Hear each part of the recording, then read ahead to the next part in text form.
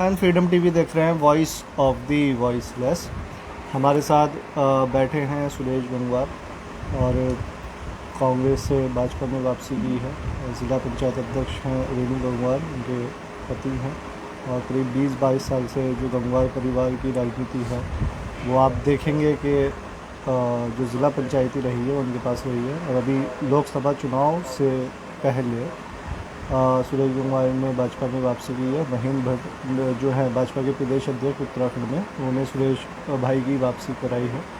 और अब देखना यह है कि आगे की जो राजनीति है सुरेश भाई की वो किस करवट बैठती है। तमाम हमारे ऐसे सवाल रहेंगे तो जानने की कोशिश करेंगे अभी, क्योंकि आने वाले समय में ज़िला पंचायत का भी चुनाव है, तो तमाम ऐसे सवाल हैं जिसको लेकर चर्चा करेंगे। सबसे पहले सुरेश भाई बहुत धन्यवाद वक्त देने के लिए, बात करने के लिए। धन्यवाद अंबार भाई।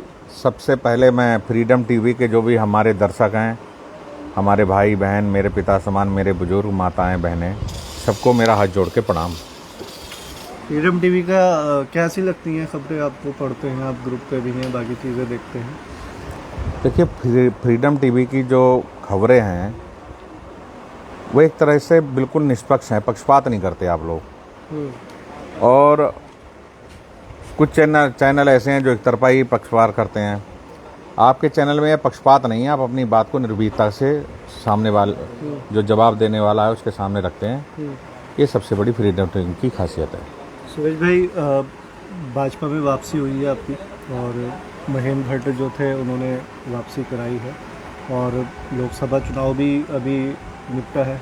क्या पिछले 2 महीने किस तरीके से गुजरे, क्या चीज़ें हुई, तो थोड़ा मैं जानना चाहूँगा।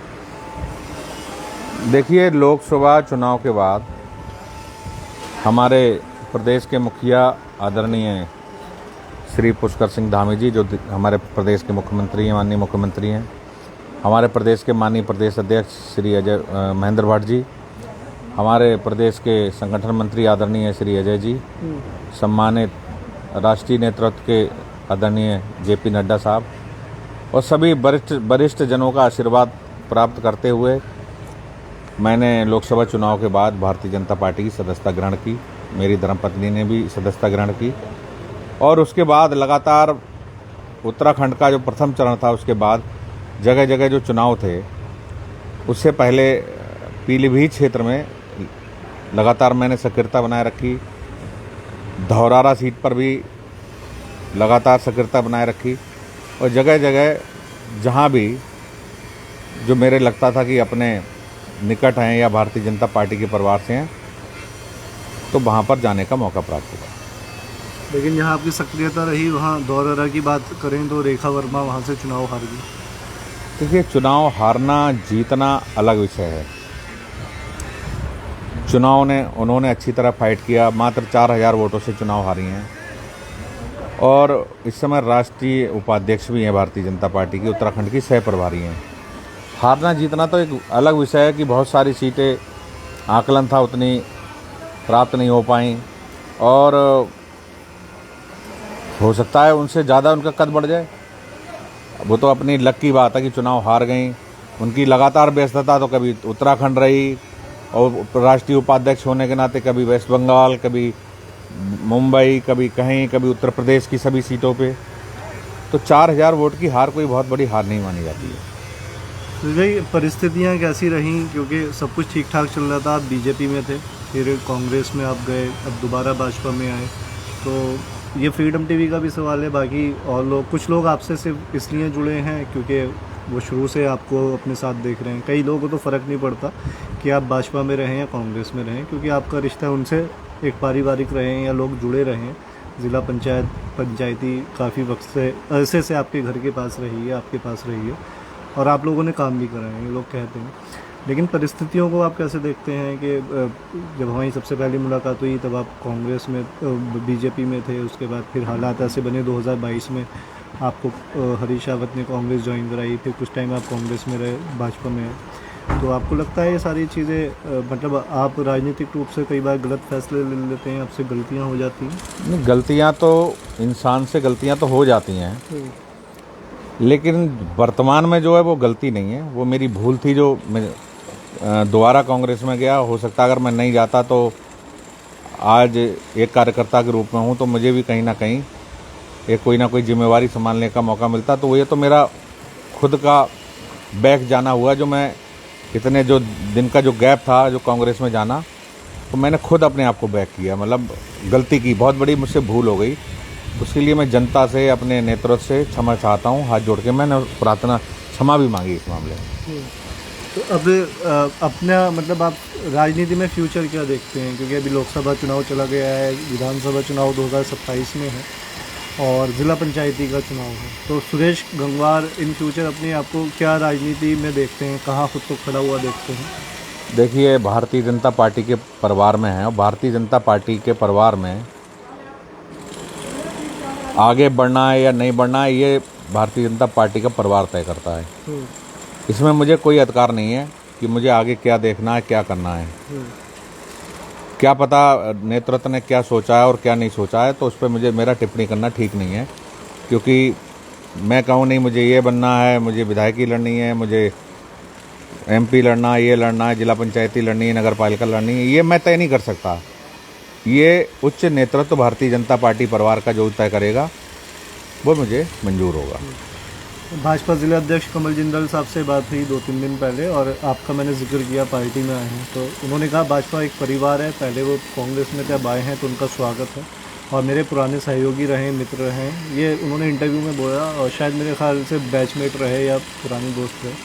किस तरीके से देखते हैं? देखिए, कमल जिंदल जी हमारे बड़े भाई हैं और कमल जिंदल जी से मेरे आज के रिश्ते नहीं हैं। मेरे फूफा जी श्री हरिश्चंद्र गंगवार बहेड़ी से विधायक हुआ करते थे और उसी दौरान आदरणीय श्री सुरेश चंद्र आर्या यहाँ पर परिवहन मंत्री उत्तर प्रदेश सरकार उत्तराखंड में थे और मुझे लगता है शायद उत्तराखंड उत्तर प्रदेश का एक ही हिस्सा था। हाँ, नया प्रदेश बना था आदरणीय स्वर्गीय नित्यानंद स्वामी जी की सरकार में शुरुआती दिन।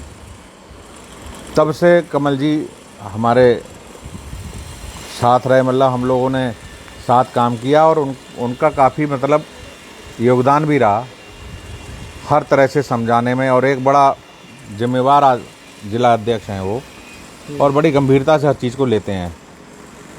तो वो मेरे बड़े भाई हैं और हमेशा अच्छा मार्गदर्शन मुझे देते रहते हैं।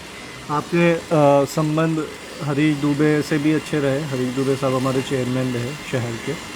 हरीश दुबे साहब कांग्रेस में चले गए और आपके संबंध सभी से हैं। अब मेरा सवाल यह है कि अब आप भाजपा में गए हैं, हरीश दुबे कांग्रेस में चले गए, मतलब ये पहली बार एक साथ हुआ कि वो निर्दलीय से कांग्रेस जा रहे थे और आप कांग्रेस से वापसी कर रहे थे भाजपा में, लेकिन संबंध आप लोगों के पुराने रहे हैं, उठना बैठना है, पारिवारिक मिलते जुलते हैं, संबंध बरकरार रहेंगे पार्टियां अलग होने के बाद? हरीश दुबे से नहीं, बाकी और भी लोग हैं, कई मैं नाम गिना सकता हूँ। फ़र्क पड़ेगा कि अब आप भाजपा में आ गए हैं तो जो लोग कांग्रेस की खटास हो जाएगी, संबंध खराब होंगे, चाहे वो जनता। देखिए, सबसे पहला मेरा दायित्व है कि मैं भारतीय जनता पार्टी के एक सेवक के रूप में पूर्ण निष्ठा से, पूर्ण ईमानदारी से, पूर्ण विश्वास से भारतीय जनता पार्टी परिवार में काम करूं। और दूसरी रही मित्रता की बात, तो मित्रता चाहे कांग्रेस के व्यक्ति से हो, चाहे बसपा के व्यक्ति से हो, चाहे सपा के व्यक्ति से हो, चाहे निर्दलीय से हो, चाहे आम व्यक्ति से हो, चाहे आम कोई भी व्यक्ति हो। सुरेश भाई का दिल कितना बड़ा है। नहीं तो मित्रता तो सबसे है और मित्रता सबसे बनी रहेगी। ऐसा थोड़ी है कि मतलब मैंने दल छोड़ा है अपना, व्यक्तिगत उसको मित्रता है, मेरे पारिवारिक संबंध है, व्यक्तिगत नहीं रहेगी। मैं व्यक्तिगत लड़ाई कभी नहीं लड़ता हूँ किसी से और ना मेरी व्यक्तिगत लड़ाई लड़ने की मेरी सोच रहती है कि मैं व्यक्तिगत किसी से लड़ूं। सौरभ भाई से अब कैसे रिश्ते हैं आपके? मेरे को ना तो भारतीय जनता पार्टी में ज्वाइन करने के बाद ना उनका फ़ोन आया है और ना मैंने उनको फ़ोन किया है। रिश्ते जैसे थे वैसे ही हैं। अच्छे रिश्ते हैं, कोई ख़राब रिश्ते थोड़ी हैं। अच्छे रिश्ते हैं। हाँ, मैंने बता नहीं, जैसे थे अच्छे हैं वैसे ही हैं।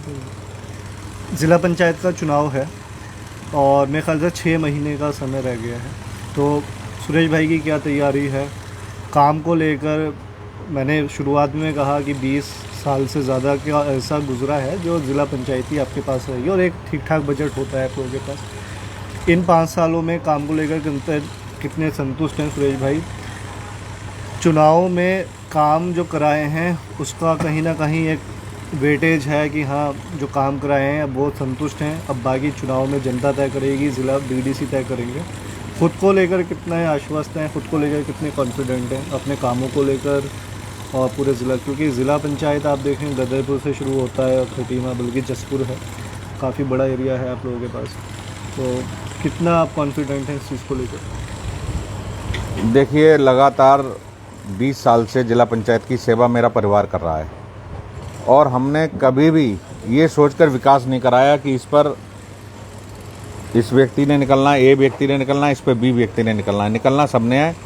एक तरफ से बगैर किसी को मतलब देखकर हमने इस तरह का विकास कार्य नहीं किया, हमने सबको देखकर विकास कार्य किया।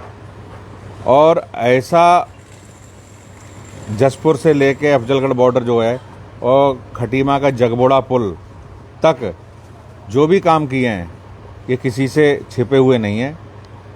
हमारे जो माननीय सदस्य हैं, जहाँ की भौगोलिक परिस्थिति जिस अनुसार विकास माली जहाँ पर होने की आवश्यकता है, अगर जो माननीय सदस्य प्रस्ताव देते हैं तो उनको कार्य पूर्ण कराने के लिए जिला पंचायत का परिवार की ओर से पूरी तरह से उनको काम कराने के लिए आश्वस्त किया जाता है और काम किए भी जाते हैं। मैं देखता हूँ सुरेश भाई के जो रिश्ते ऊपर के जो नेतृत्व है भाजपा का, चाहे वो दिल्ली का हो या यूपी का, वहाँ पे गहरे रिश्ते हैं, खासकर यूपी में। चाहे जितिन प्रसाद की बात करें, छत्रपाल गंगवार साहब की बात करें, इस बार बरेली से सांसद बने हैं, रेखा वर्मा जो आपने कहा उपाध्यक्ष हैं।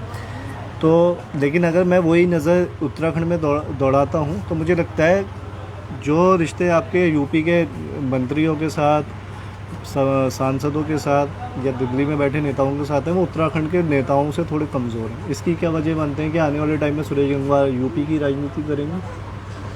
बहेड़ी पास में है, बरेली पास में है, पीलीभीत पास में है। देखिए, मैं उत्तराखंड का बहुत चीज़ें ऐसी आती हैं कि लोग आपसे पर्सनली यहाँ मिलने आते हैं, जितिन प्रसाद हो गए, बाकी कई नेता हैं, मैं काफ़ी नाम ले सकता हूँ। तो उत्तराखंड के जो भाजपा के नेता हैं उनसे रिश्ते क्यों कमज़ोर हैं? यहाँ लगाव ज़्यादा है या यूपी ज़्यादा पसंद है सुरेश गंगवार? देखिए, उत्तराखंड हो या उत्तर प्रदेश हो, हमारे सटे हुए दोनों प्रदेश हैं और मेरे अधिकतर चाहे राजनेता हों चाहे वरिष्ठ नेता हों, अच्छे ताल्लुकात हैं। वो तो मेरे बड़े साड़ू ही हैं, रिश्तेदार हैं। रेखा वर्मा जी भी रिश्तेदार हैं, छत्रपाल गंगवार जी भी रिश्तेदार हैं, तो आप रिश्तेदारी संतोष गंगवार जी भी रिश्तेदार। नहीं, एक रिश्तेदारी तो मैं निभाता ही, ऐसा नहीं रिश्तेदारी नहीं निभाता हूँ। लेकिन उत्तराखंड में भी ऐसा नहीं, मेरे लिए रिश्तेदार से बढ़ के मेरे उत्तराखंड के लोग हैं। क्या हमारे इस प्रदेश के माननीय मुख्यमंत्री आदरणीय श्री धामी जी, वो हमारे रिश्तेदार से कम थोड़ी ना है। वो भी हमसे बड़े भाई हैं और उनका हमेशा आशीर्वाद रहा है। आज से नहीं, जब आदरणीय बाबूजी ऊर्जा मंत्री थे, कोश्यारी जी, श्री आदरणीय कोश्यारी जी, तो उस समय मेरे पिताजी ग्राम प्रधान थे और धामी साहब तब उनके पीआरओ होते थे जी। तब मैंने आग्रह किया था, मैंने कहा बाबू भाई साहब, ये मेरी एक गांव की एक रोड डलवा दीजिए। उस समय जो मेरे घर के आने वाला रास्ता था उसमें कीचड़ हुआ करती थी। बाबूजी ने कहा कि सुरेश जी, आप अपने घर में खिचड़ी खानी है आज। मैंने खिचड़ी बहुत पसंद। हाँ, और धामी जी ने भी कहा कि खिचड़ी खानी है। तो आदरणीय धामी जी के कहने से मुझे वो पहली रोड मेरे घर के लिए वो मिली थी। और बाद में उसमें विवाद होने की वजह से कई लोग कह रहे थे यहाँ से जो पत्थर है वो उठ के जाएगा, यहाँ पत्थर नहीं पड़ेगा उनके यहाँ, ये है वो है। लेकिन मैं आदरणीय धामी जी का एहसान जीवन भर नहीं भुला पाऊंगा। पहली रोड उन्होंने दी और गांव में हमारे यहाँ आज भी, अब पानी की किल्लत शायद कम है, गर्मी की वजह तो हर जगह किल्लत हो रही है, लेकिन सबसे पहले हमारे यहाँ एक मजार गांव में, हमारे खेत के पास मजार है, खेत में ही बाहर एक बोरिंग हुआ करता था। तो शायद हाईवे, उस समय हाईवे नहीं था, सड़क किनारे निकलने वाले जो भी लोग थे वहाँ से पानी पीते थे और उस पानी की किल्लत इतनी थी, लोग घड़े से पानी लेके गांव में आते थे, घर घर में। तब आदरणीय धामी जी ने उस समय युवा मोर्चा के प्रदेश अध्यक्ष होने के नाते इंडिया मार्ग का नल सैंक्शन कराया था। तब तो हम बहुत बड़े कोई नेता नहीं थे, कुछ नहीं थे, एक आम प्रधान की क्या हैसियत होती है। लेकिन हाँ, रिश्तों की वजह से उन्होंने यहाँ पर पहला नल पास कराया। उस नल को देखते हुए गांव में और नल लगे कि हाँ, यहाँ पर स्टेटा मिल गया, वाटर लेवल मिल गया, तो हमारे यहाँ और नल भी कामयाब हो सकते हैं। तो ये धामी जी की देन है। तो शुरुआत तो वहाँ से हुई। उनकी सोच पहले से ही विकास की तरफ थी। नहीं होता तो 2 एग्जाम्पल तो मैं अपने गांव के बता रहा हूँ। मिले आप अभी उनसे मिले, अजय भट्ट साहब से मिले, महेंद्र भट्ट जी से मिले, क्या बातचीत हुई जब पार्टी ज्वाइन की? क्या बात हुई, क्या कहा उन्होंने? कुछ हिदायत दी, कुछ दिशा निर्देश दी? देखिए, आदरणीय राज्यसभा सांसद हमारे प्रदेश के माननीय प्रदेश अध्यक्ष जी श्री महेंद्र भट्ट जी ने यही कहा कि पार्टी को बढ़ाने के लिए काम करना है, पार्टी को घटाने के लिए काम नहीं करना है। और उसके लिए आपको गांव सभा ही नहीं, कुनबे तक, मजरा तक, हर जगह आपको एक विकास की डोर लेके जानी है, हर जगह विकास की गति पहुंचानी है। और जो भारतीय जनता पार्टी का जो विकास का पहिया है वो थमना नहीं चाहिए। हर तरह विकास विकास विकास दिखना चाहिए। और इसी बात को सोचते हुए जो 20 साल हुए हैं और अब भी हुए हैं, हाँ, इस वर्ष कुछ परिस्थितियां जिला पंचायत में रही। हमारे यहाँ 1-2 जिला पंचायत सदस्य हैं, वो लोग जब से हम लोग भारतीय जनता पार्टी के परिवार में आए हैं, तो वो दोनों लोग अन्य दल के हैं। वो जानबूझकर कभी कोर्ट में रिट याचिका करना, कभी शिकायतें करना, कभी सचिव साहब के यहाँ शिकायतें करना, कभी कहीं शिकायतें करना, कभी जिलाधिकारी महोदय के यहाँ शिकायत करना, कभी कमिश्नर साहब के यहाँ शिकायत करना। मतलब उनकी लगातार शिकायतों की वजह से इस बार का जो हमारा टेंडर प्रक्रिया है उस पर जरूर माननीय उच्च न्यायालय के निर्देशों के क्रम में एक जांच कमेटी गठित करते हुए उस पर रोक लगा दी गई थी। अभी भी मुझे लगता है कि शायद कुछ दिनों में हाई कोर्ट में डेट है, तो शायद माननीय उच्च न्यायालय की तरफ से निर्देश मिल जाएंगे या नहीं मिलेंगे, वो माननीय उच्च न्यायालय का विवेक है। तब हमारा विकास जरूर वादा हुआ है, मतलब धीमा हुआ है, रुका है, केवल उन लोगों की वजह से। और जनपद में 1-2 अधिकारी जो हमारे जिला पंचायत में है, वो केवल राजनीतिक इन्वॉल्व हो गए। हमारे जैसे अपर मुख्य अधिकारी, हमारे क्या वित्तीय परामर्शदाता, इन लोगों ने विकास के पहियों को रोका। और माननीय मुख्यमंत्री जी से, आदरणीय हमारे पंचायती राज मंत्री हैं महाराज जी, उनसे इन लोगों की शिकायत की गई है और इनकी जांच चल रही है। और मुझे पूरा भरोसा है कि ऐसे विकास में बाधा पहुंचाने वाले जो अधिकारी हैं वो शायद माननीय मुख्यमंत्री जी और माननीय पंचायती राज मंत्री जी उन पर एक्शन जरूर लेंगे, क्योंकि हमारा पूरा सदन एक तरफा है। केवल माननीय उच्च न्यायालय में या इधर उधर विकास में रोड़ा पहुंचाने वाले मात्र 2 सदस्य हैं और पूरा सदन एक तरफा है। एक सदस्य माननीय अध्यक्ष जी के साथ है। एक सदस्य ने पूरी तरह से हमारे लिए विकास काम में हमारी धर्मपत्नी के साथ रहते हैं और पूरा सदन हर तरह से विकास की ओर अग्रसर रहता है। तो क्या देख रहे हैं इस बार चुनाव है कि चुनाव एक तरफा है हर बार की तरह, या इस बार फाइट है अध्यक्ष पद के लिए? आपने कहा देखिए, अध्यक्ष 2 लोग हैं। अध्यक्ष पद का चुनाव का तो अभी ये तय नहीं कि कब होना है। हाँ। लेकिन उससे पहले कई प्रक्रियाएं होती हैं, जैसे परिसीमन होगा, फिर उसके बाद आरक्षण होगा, ग्राम पंचायत सदस्य का आरक्षण होगा, ग्राम प्रधान का आरक्षण होगा, क्षेत्र पंचायत सदस्य का आरक्षण होगा, ब्लॉक प्रमुख का आरक्षण होगा, जिला पंचायत सदस्य का आरक्षण होगा, फिर जिला पंचायत अध्यक्ष का आरक्षण होगा। और आरक्षण में क्या स्थिति बैठती है, इस पर मैं अभी आपको संतोषजनक कोई जवाब देने की स्थिति में नहीं हूँ, क्योंकि वो शासन स्तर से उस पर एक शासनादेश बनता है और पूरा एक सूत्र है। उस सूत्र के माध्यम से आरक्षण और परिसीमन की गति जिस तरह बनती है वो शासन तय करेगा। शासन एक सूत्र बनाएगा, उस सूत्र में सब लोग पुरोए जाएंगे। बरा में आपका निवास है, बरा में आपका पुराना एक परिवार रहा है, शुरू से आप बरा में रहे। कई बार बरा के लोग भी आपसे नाराज़गी रहती है। आप मानते हैं नाराज़गी जो है लोगों का एक हिस्सा है, राजनीति का हिस्सा है, लेकिन जो आपके वालिद साहब हैं ईश्वरी प्रसाद गंगवार साहब, उनके बारे में कहा जाता है वो मना लेते हैं लोगों को। सुरेश गंगवार इतना लोगों को मना नहीं पाते, जोड़ नहीं पाते। इस चीज़ से सहमत हैं आप, या अभी उनके बराबर की आप राजनीति नहीं करते, या जो लोग नाराज़ हैं आप उनसे मिलने की कोशिश करते हैं? जाहिर सी बात है, एक घर में 5 बर्तन है, कई बार कहावत है खटकते हैं, तो खनखनाते हैं। सुरेश गंगवार को सारी जब चीज़ें पता चलती हैं कि फला गांव में वो नाराज़ है या बरा में ही नाराज़ है, मैं दूर की बात नहीं कर रहा, बरा के लोगों की बात कर रहा हूँ, कोशिश रहती है। देखिए, बरा हो चाहे बरी हो, चाहे जीतपुर हो, चाहे फिरोजपुर हो, चाहे सैदोरा हो, चाहे अलीनगर हो, चाहे गऊघाट हो, चाहे कठर्रा हो, चाहे भंगा हो, चाहे कटंगरी हो, चाहे लौका हो, चाहे गोटा हो, चाहे सिसैया हो, चाहे सरकड़ा हो, चाहे नकटपुरा हो, चाहे पंडरी हो, चाहे जो भी हल्दुआ साबेपुर, कितने जो भी गांव हैं, मेरे सबसे व्यक्तिगत रिश्ते हैं, पारिवारिक रिश्ते हैं। लोगों के ऑफिस किसी भी अगर बड़े बड़े लोगों के देखा जाता है तो 10 बजे खुलते हैं, वहाँ पहले सिक्योरिटी चेक वाले रोकेंगे। यहाँ तो चौराहे पे भी कुर्सी डाल के बैठते हैं या कूलर लगा के बाहर बैठ जाते हैं। ठीक है, 7 बजे आओ, तो 7 बजे या तो पिताजी मिलेंगे या मैं मिलूंगा या हमारे बेटी मिलेगी या वाइफ मिलेगी, कोई ना कोई मिलेगा।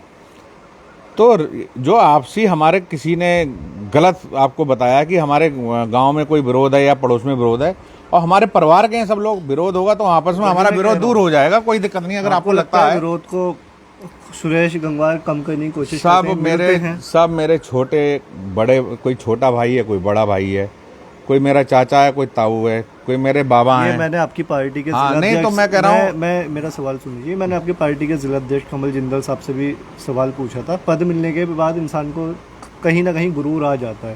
सुरेश गंगवार झुक के मिलते हैं लोगों से। हम तो हमेशा, भगवान ने ही हमें झुका हुआ बना दिया। हमारे कहते हैं मेरी कमर में दर्द है, हमारे मैं कमर नहीं, कमर में क्या, हम तो झुके ही चलते हैं, क्योंकि भगवान ने ऐसी सजा दी बेटा, हमेशा झुक के चलना। दोनों कूल्हे खराब हुए तो आराम, डॉक्टर ने भी ऐसी सर्जरी की कि झुक के ही चलते हैं। हम तो झुके रहते हैं हमेशा, लोगों के चरणों में हमेशा नतमस्तक रहते हैं, और नतमस्तक जीवन भर रहेंगे। जब तक जीवन है तो लोगों के चरणों में ही हम झुक के काम करेंगे। लोग कहते हैं चलो एक चीज़ अच्छी है, काम को लटकाते नहीं है, काम है कि करा दिया, नहीं है तो सीधे मना कर दिया। हाँ, ये जरूर, मतलब ये है कि प्रयास हम पूरा करते हैं, और जहाँ हमारे बस की नहीं होती है कि हमसे नहीं हो पाएगा, तो हम कहते हैं आप मेरे या मेरे पिताजी के काम मेरे से नहीं होने योग्य है, नहीं देते तो आप जाके माननीय मंत्री जी से मिल लीजिए, माननीय मुख्यमंत्री जी से मिल लीजिए, या उच्च स्तर पर जहाँ भी मिल लीजिए, मेरे से नहीं हो पाएगा ये। तो लारा देना मुझे अच्छा नहीं लगता है। बेवजह कोई आदमी परेशान हो, बार बार चक्कर काटे, चक्कर काटना उसका घर, उसका अपना घर है, मेरा घर है, उसका अपना घर है, ऐसा नहीं है। वो हमेशा है, उसका स्वागत है जो भी व्यक्ति आए, लेकिन काम अगर मेरे से नहीं हो पा रहा है तो मेरे को गुमराह करना अच्छा नहीं लगता किसी को। राजेश शुक्ला साहब से कैसे रिश्ते हैं आपके? राजेश शुक्ला जी भी बड़े भाई हैं, लेकिन वो भी पता नहीं मन में हो सकता है कोई कटाक्ष रखते हो, तो उनसे पूछिएगा। मेरे मन में ऐसी कोई बात नहीं। आप किसी के लिए मन में कुछ नहीं रखते, द्वेष भावना सब आपके लिए रखते? मेरे मन में तो दोष भावना होती नहीं, जो होती है मेरे सीधे मुंह पे ही बोलता हूँ मैं, पीछे किसी के नहीं बोलता हूँ। पीठ में छुरा भोंकने की आदत नहीं। सामने जो कहना है वो सामने मुंह पे कहना है, पीछे मैं किसी को क्यों गाली दूँ, क्यों बकूँ, और मेरे किसी से कौन सा किसी ने मेरा खेत जोता है जो मैं जाके उसकी बुराई करूँ। मेरे किसी से भी कोई व्यक्तिगत लड़ाई नहीं, कोई खेत पैर की लड़ाई नहीं, कोई ज़मीन की लड़ाई नहीं, कोई जोरू की लड़ाई नहीं, किसी तरह की लड़ाई नहीं है। राजनीतिक प्रतिद्वंदिताएँ हैं, लड़ाइयाँ हैं, और राजनीति में ये नहीं पता कि कौन कब किस करवट बैठ जाए, ये तो आप देखते हैं। राजनीति की लड़ाई में गुंजाइश रखते हैं। बाकी वसीम बरेलवी का शेर है, कितने भी खफा हो जाएं, लेकिन जब मिलें आखिर कुछ ऐसा है शर्मिंदा ना हो, तो लगता है कभी मौका मिले मिलने का तो चलो मिल लिया जाए। नहीं तो मिलने में किसी से कोई बुराई थोड़ी है ना। मैंने कहा नहीं, व्यक्तिगत रंजिश से कुछ नहीं है। मैंने आपको एक एग्जाम्पल दे दिया, किसी ने मेरा खेत नहीं जोता है, किसी ने मेरी मेड़ नहीं जोती है। गांव में कहावत है कि तेरी खेत जोत लिया, मेड़ जोत लिया, किसी जड़ जोड़ू जमीन कहते नहीं, तेरी कौन सी लड़ाई है, ना मेरी जड़ की, ना जोरू की, ना जमीन की, मेरी कोई लड़ाई नहीं है। राजनीतिक हाँ, जहाँ गलत होगा, गरीबों के साथ अगर अत्याचार होगा और गरीबों के साथ किसी तरह का कोई भी जुल्म होगा तो वो मुझसे सहन नहीं होगा। अभी आपने सिर्फ पार्टी ज्वाइन की है, भाजपा के कार्यकर्ता हैं, कोई जिम्मेदारी मिली है पार्टी की तरफ से? नगर पालिका का चुनाव भी है, तो ऐसा कुछ है कि आप कन्विंसिंग करेंगे, सितारगंज जाएंगे, पीछा जाएंगे? नहीं, मुझे कोई जिम्मेवारी नहीं मिली है अभी, ना मेरे को पार्टी की तरफ से कहा गया है कि आप नगर पालिका में लगो।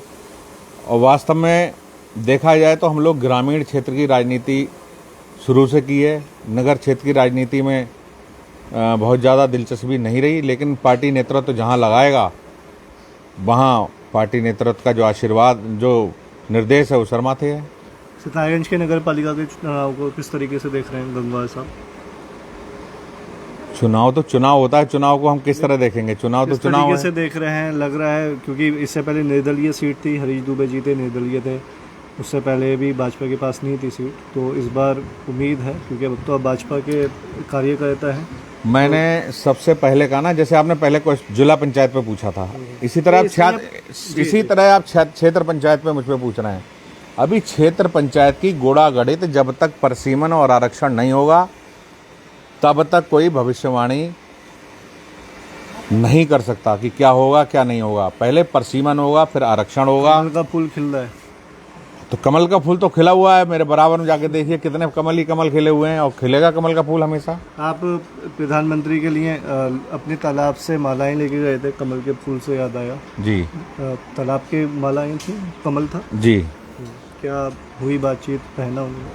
हमारी कोई बातचीत नहीं हुई, प्रणाम हुआ, परिचय हुआ, और उनकी जो एसपीजी टीम है उन्होंने माला चेक की, और 4 लोगों ने पकड़ के उनको गले में भी नहीं डाली, उन्होंने हाथ में पकड़ी, उन तक पहुंच गई। और उसके बाद उसके साथ ही साथ लगभग 10 कमल की बुके ले गए थे।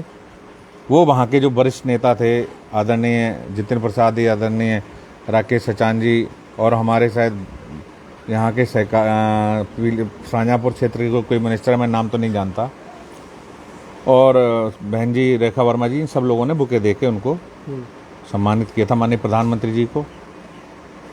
कमल हमारा पहुंच गया, और कमल खिल भी गए, अभी आपने देखा होगा। आज माननीय प्रधानमंत्री जी 400 की माला दी थी, 400 तो नहीं खिले, 240-41 पे रुक गए। अरे 400 250 भी नहीं पहुंच पाए। 400 नहीं खिले। सरकार तो आज सभी के साथ मिलके, माननीय प्रधानमंत्री जी ने एक संदेश दिया ना, भारत माँ के 4 सिपाही, हिंदू मुस्लिम सिख ईसाई, सबको लेके उन्होंने अपने आप को प्रधानमंत्री तो उन्होंने बना ही लिया। उन्होंने सरकार तो उनकी बनी गई। उन्होंने दिया। सुरेश गंगवार क्या संदेश देना चाहेंगे? संदेश मेरा यही है कि भाजपा में आने के बाद पहला इंटरव्यू हो रहा है फ्रीडम टीवी पे। संदेश मेरा ये है कि आपसी भाईचारा कायम रहे, हम लोग सब मिल कर एक साथ चलें, और आने वाले चुनाव में विकास को नज़रअंदाज ना करें। विकास अगर जो किया है, मैं तो अभी भी आज भी मैं आदरणीय स्वर्गीय पंडित नरेंद्र तिवारी जी को हमेशा कहता हूं कि पहले नंबर पे विकास पुरुष पंडित नरेंद्र तिवारी जी थे, और आज दूसरे नंबर पर आदरणीय पुष्कर धामी जी हैं। तो विकास को अनदेखा ना करें। अगर विकास किया है तो आदरणीय स्वर्गीय एनडी तिवारी साहब ने किया था, और वर्तमान में कर रहे हैं तो आदरणीय श्री पुष्कर धामी जी कर रहे हैं। हाँ, अगर विकास किया है तो भैया वोट आगे आने वाले टाइम में वोट के अधिकारी सब हैं। दिन रात एक वोट के लिए आदमी, जो भी नेता है, 24 घंटे मेहनत करता है। तो विकास देखते हैं तो विकास के नाते सबको एक साथ रहना चाहिए। अब उम्मीद रखें सुरेश भाई जल्दी फील्ड में दिखेंगे और लोगों के बीच में जाएंगे। हालांकि आपके साथ कई हेल्थ इश्यूज़ रहते हैं, ठीक होते हैं तो?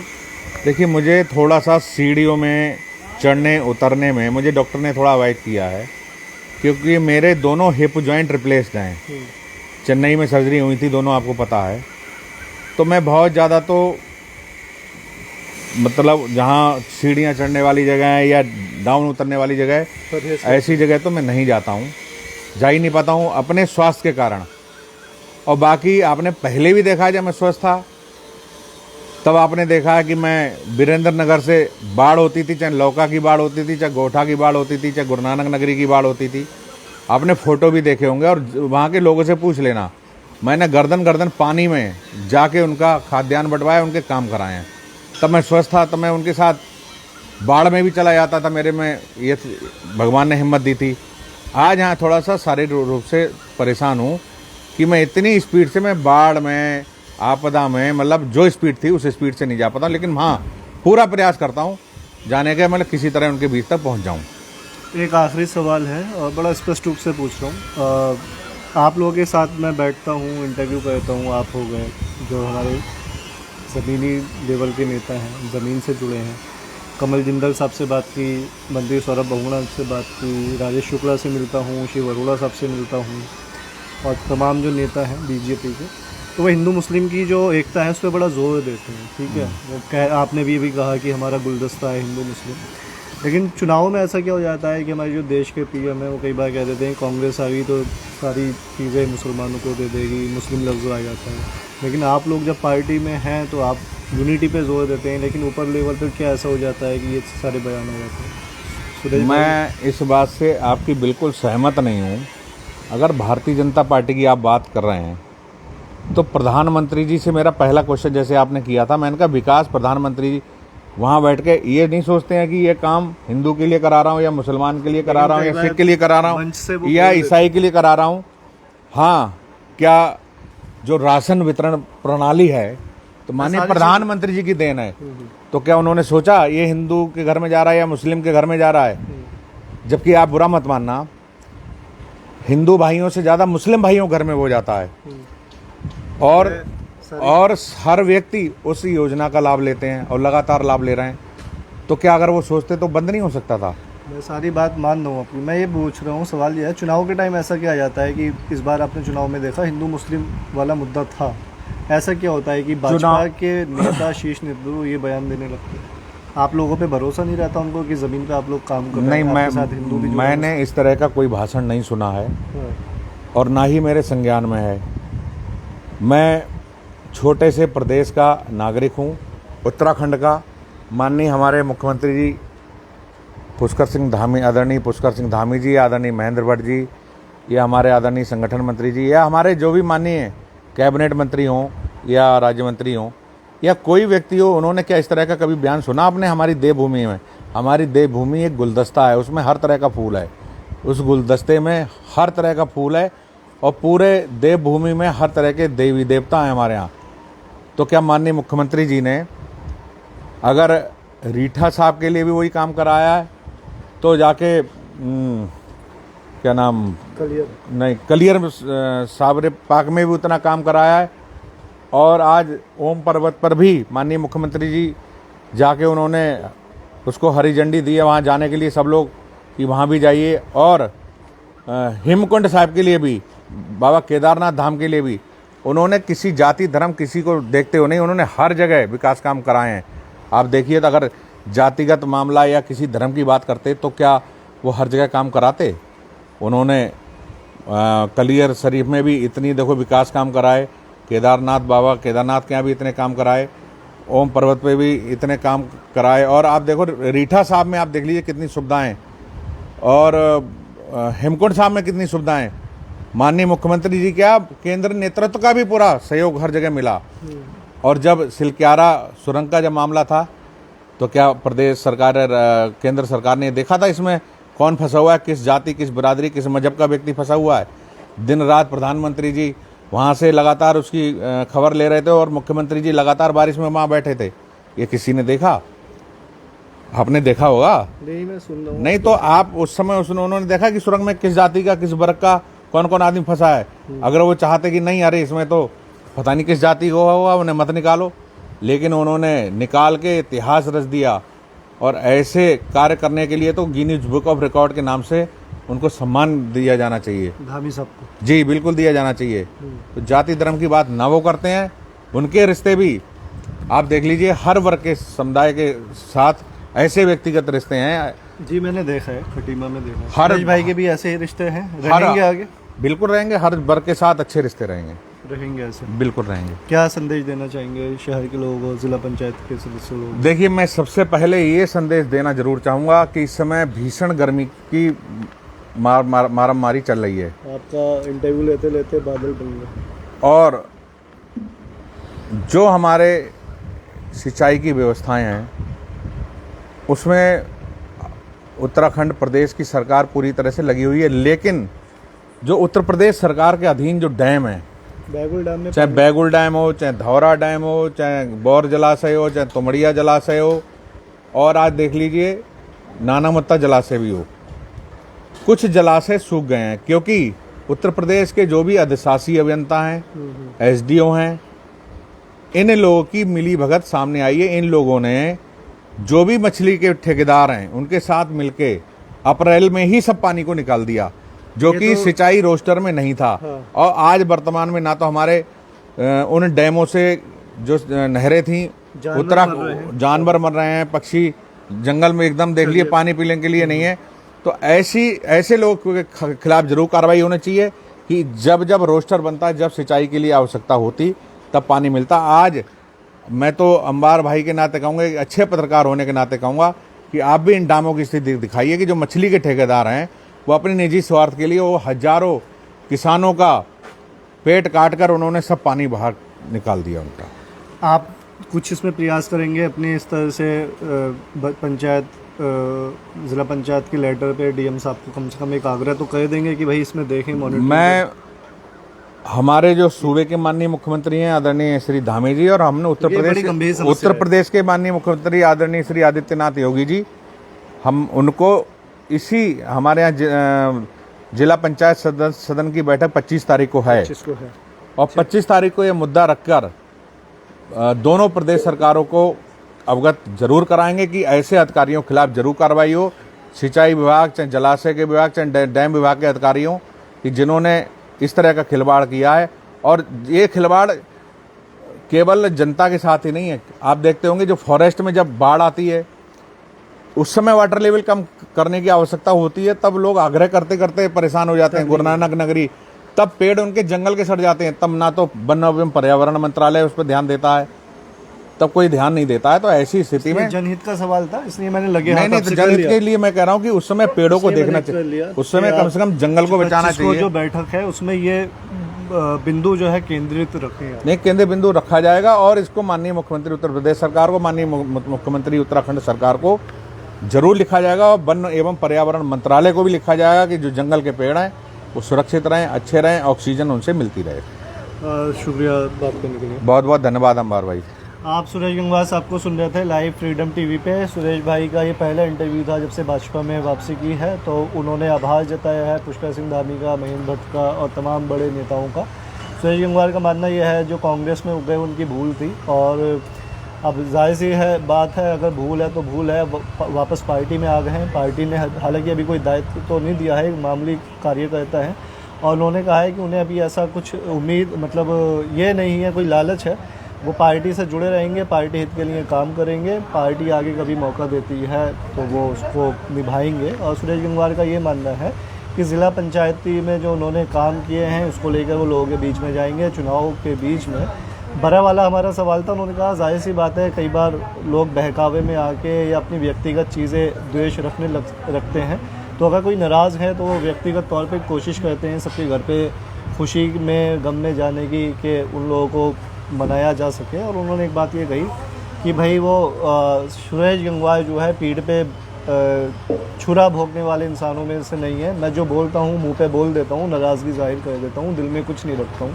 और मेरे दिल में कुछ नहीं है। वो मैंने इसलिए पूछा कि सुरेश गंगवार जो हैं उनकी काफ़ी तमाम नेताओं से कई बार अनबन होती रहती है, ये चीज़ें पब्लिक प्लेटफॉर्म पे आती रहती हैं। फ़िलहाल उन्होंने कहा कि यूपी के नेताओं से मेरे अच्छे संबंध हैं क्योंकि पुराना पारिवारिक माहौल रहा है। कमल जिंदल का उन्होंने नाम लिया, हरीश दुबे का नाम लिया, यूपी के जितिन प्रसाद का नाम लिया, रेखा वर्मा का नाम लिया, लेकिन उनका जो पूरा ध्यान है राजनीति का वो उत्तराखंड पे है, उत्तराखंड की राजनीति करेंगे। अब ये तो वक्त बताएगा कि ऊँट किस करवट बदल बैठता है, लेकिन सबसे बड़ा चुनाव अभी नगर पालिका चुनाव है, उसके बाद जो चुनाव है वो ज़िला पंचायत का है। तो सुरेश गंगवार की जो चुनाव की एक पीछे का बैकग्राउंड चला रहा है, लेगेसी चली आ रही है ईश्वरी प्रसाद गंगवार की। अब सुरेश गंगवार उसको आगे बढ़ा पाते हैं, नहीं बढ़ा पाते हैं, या ऐसा पहली बार देखने को मिलेगा कि 20 या 25 साल बाद उधम सिंह नगर को कोई नया ज़िला पंचायत अध्यक्ष मिला है, या सुरेश गंगवार परिवार उस पर दोबारा काबिज होगा। ये उस टाइम के बहुत महत्वपूर्ण सवाल होंगे और दिलचस्प सवाल होंगे। सुरेश गंगवार से इस तरीके से मुलाकात होती रहेगी। ये अच्छा है कि बीच बीच में इस तरीके की जब बातें आती हैं तो नेताओं को खुद का भी आकलन करने का मौका मिल जाता है वो कहाँ है। और फ्रीडम टीवी के लिए अच्छी बात यह है कि लोगों का फीडबैक आ जाता है कि लोग सुरेश गंगवार के लिए क्या सोचते हैं, सुरेश गंगवार की राजनीति पे क्या सोचते हैं। और सुरेश गंगवार ने एक बात ये कही जो हमारा सवाल था, भाजपा में जाने के बाद जो पुराने संबंध थे कांग्रेस के नेताओं से वो ख़राब होंगे। उन्होंने कहा संबंध अपनी जगह है, लेकिन पार्टी से गद्दारी नहीं होगी, पार्टी के साथ निष्ठावान तरीके से जुड़ा रहूँगा। संबंध व्यक्तिगत है, वो जो ऊपर के नेता हैं भाजपा नेता वो भी मिलते हैं, वो भी मिलेंगे, लेकिन पार्टी के ख़िलाफ़ कोई गाइडलाइन के ख़िलाफ़ काम नहीं करेंगे। खैर ये तो वक्त बताएगा। आप अभी तक सुरेश गंगवार साहब को लाइव सुन रहे थे और जाहिर सी बात है कि जल्दी कोई मौका होगा फिर मुलाकात होगी। आप बने रहिए फ्रीडम टीवी पे। कैमरामैन हाइस के साथ मैं मार खान, बरा सितारगंज।